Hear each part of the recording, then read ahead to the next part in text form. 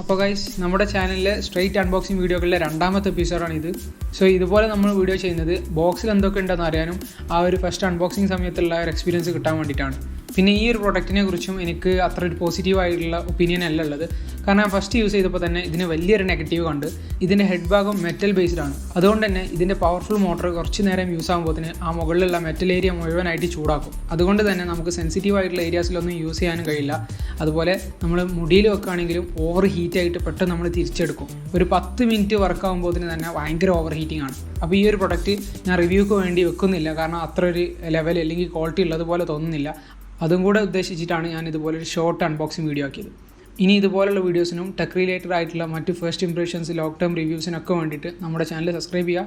തൊട്ടടുത്തുള്ള ബെല്ലൊക്കെ തൊട്ട് നോട്ടിഫിക്കേഷൻസും കൂടെ എനേബിൾ ചെയ്യുക. Thank you very much for watching. Catch you guys there.